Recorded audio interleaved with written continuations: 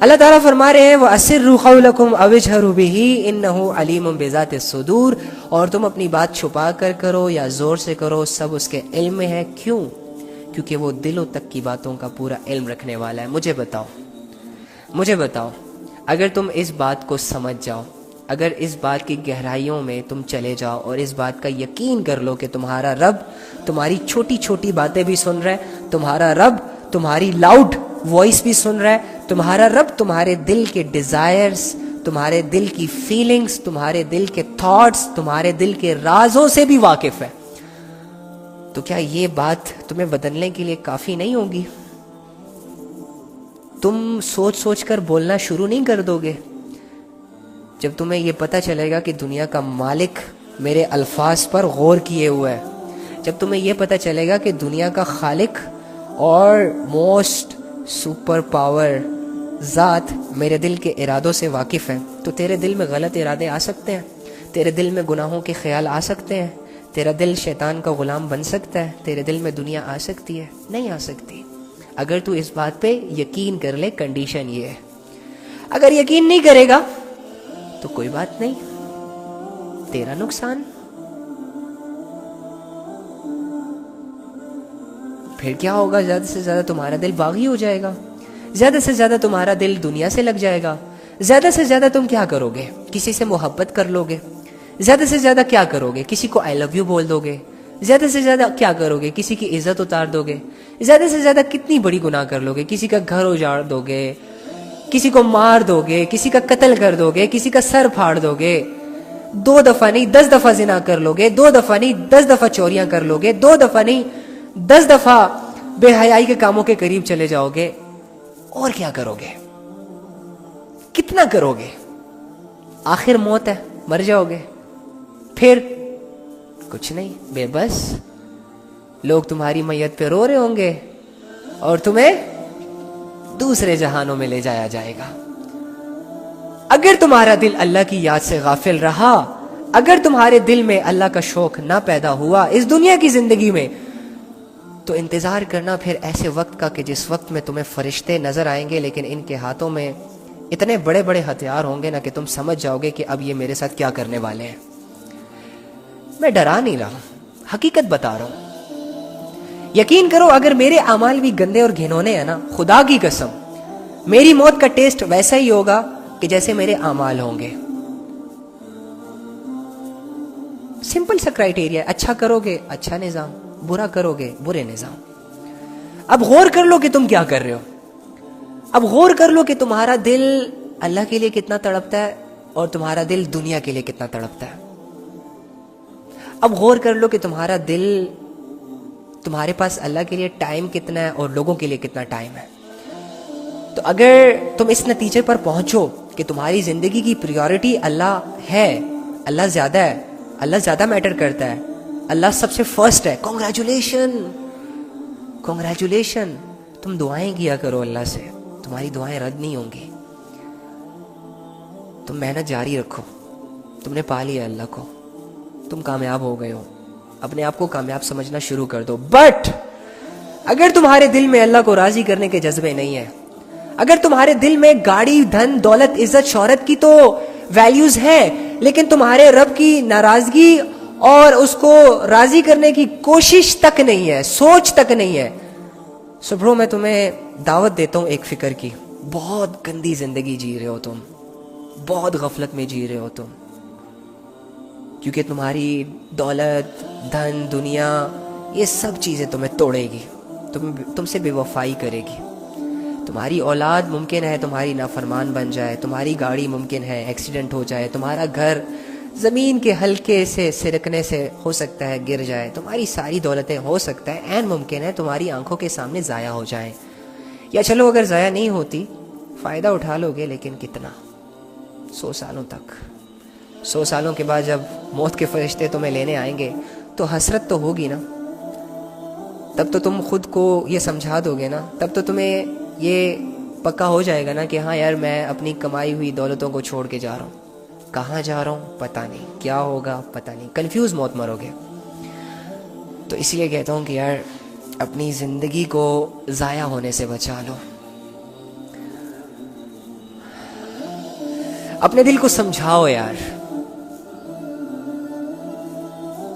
कि अल्लाह के सामने झुकने के लिए तैयार हो जाओ। अपने दिल को समझाओ कि अल्लाह की तारीफ करने के लिए तैयार हो जाओ। अपने दिल को ये रियलाइज़ करवा दो कि अल्लाह के सिवा तेरा कोई नहीं है। दिल को समझाओ। लोगों को बाद में समझाना, पहले दिल को समझाओ। यार किसी दिन देखो ना, डेली बेसिस पे हम आईने के सामने खड़े होते हैं, घंटों अपनी शक्लो सूरत को जो अल्लाह ने दी होती है उसको संवारते हैं गुड लुकिंग के लिए। किसी दिन इस नियत के साथ भी आईने के सामने खड़े हो जाओ और अपनी शक्ल पे गौर करो और अपने आमाल अपने सामने रखो और अपने आप को एक पराया शख्स समझ के अपने आप से ये सवाल करो कि तू क्या कर रहा है और जो तू कर रहा है इसका मकसद क्या है और इसका हासिल क्या है और ये कितना कीमती है तेरे लिए। और आया तू जो कर रहा है वो दुनिया के लिए कर रहा है या आखिरत के लिए कर रहा है? कुछ सवाल किया करो अपने साथ यार। जब तक तुम अपने आप से सवाल नहीं करोगे ना, तब तक तुम अपने आप से गाफिल रहोगे।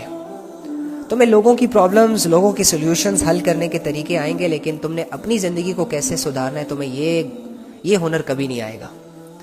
ये हुनर तुम्हें तब आएगा जब तुम अपने अंदर झांकोगे, अपने दिल पर गौर करोगे, अपने आमाल को सामने रख कर जीना सीखोगे और अपने अल्लाह को अपना हमसफ़र बनाओगे और इस बात को अपने दिल में बिठाओगे कि तुम्हारे रब ने कुरान में तुम्हें ये कहा हुआ है, वहुवा माअकुम ऐनमा कुंतुम वल्लाहु बिमा तअमलून बसीर।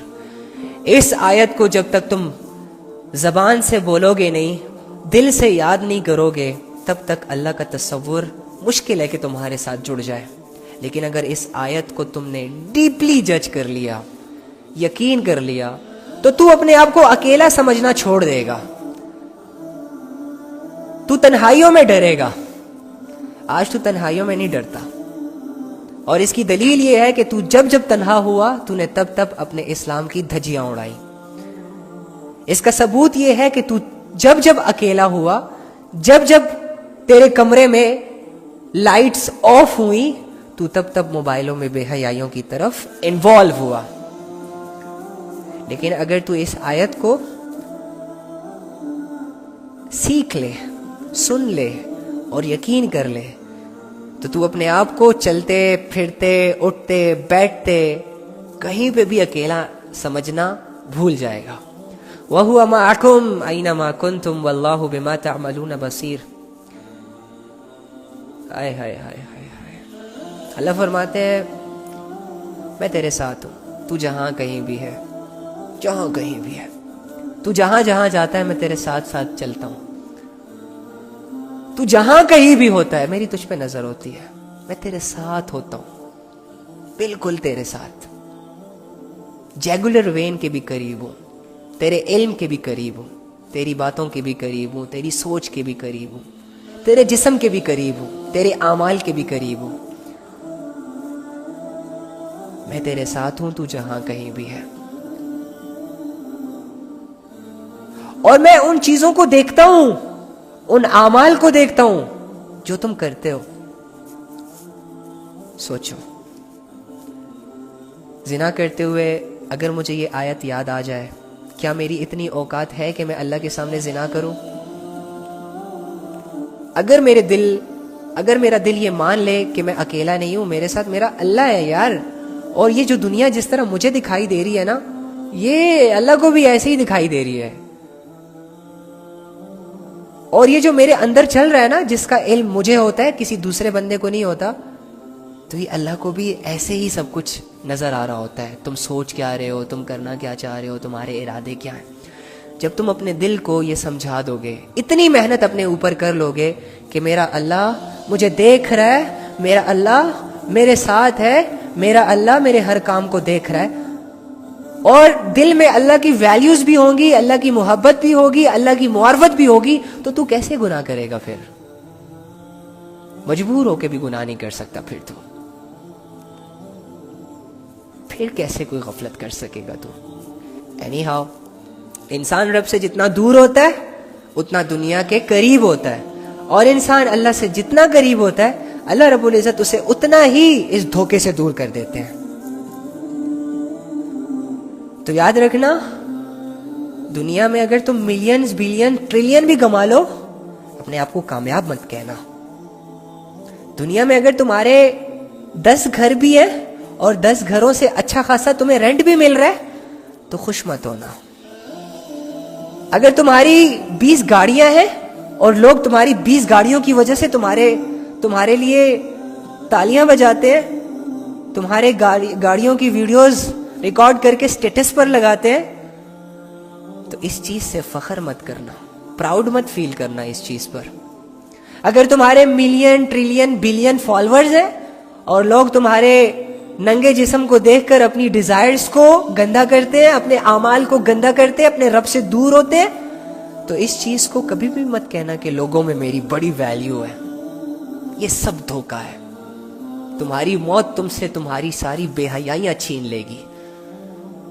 तुम्हारी मौत तुमसे तुम्हारी सारी गाड़ियां छीन लेंगी। तुम्हें वैसा कर देगी जैसे कि एक सड़क पर चलता हुआ भिखारी।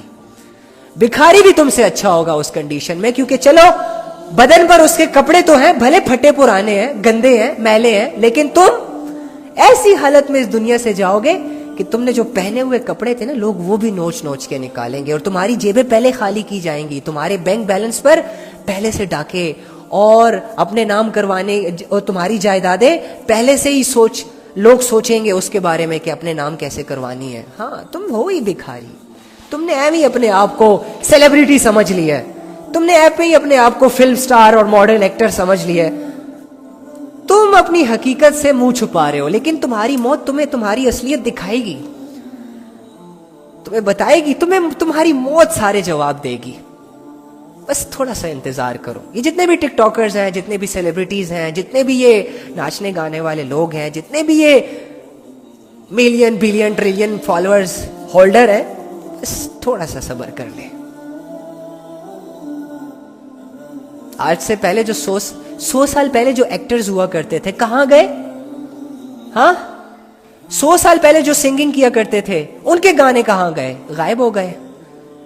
100 साल पहले जो लोग नाचते थे, जो लोग कॉन्सर्ट्स अरेंज करते थे, कहां गए?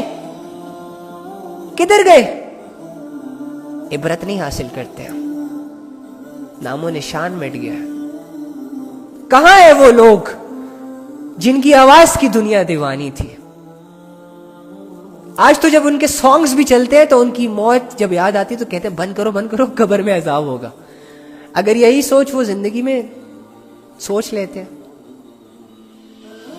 अल्लाह ताला इसे दुआ है कि अल्लाह ताला उन लोगों की मग़फ़िरत फरमाए कि जो लोग बेहयाइयों में मरे लेकिन ईमान की हालतों में दुनिया से गए। उनका मामला तो अल्लाह के साथ है, और अल्लाह ताला हमें बचाए। ये जो हमने दज्जाली फितनों के पीछे भागना शुरू किया है ना, और ये जल्द मिलने वाली चीज, जल्द मिलने वाले नफे के पीछे जो हम पागल हुए हैं, खुदा की कसम ये हमें कहीं का नहीं छोड़ेंगे, 2 टके के भी नहीं रहेंगे हम। मैं दावे के साथ कह सकता हूं, अगर तुमने अपने रब को राजी कर लिया, तुम कामयाब हो। बस जाओ, भले तुम भिखारी हो, तुमसे तुम्हारा रब राजी ना, बस सब कुछ ठीक है। फिर तो तुम्हारा रब तुम्हारे लिए मैटर करना चाहिए। तुम्हें अपने रब को अपनी सबसे बड़ी जरूरत समझना चाहिए।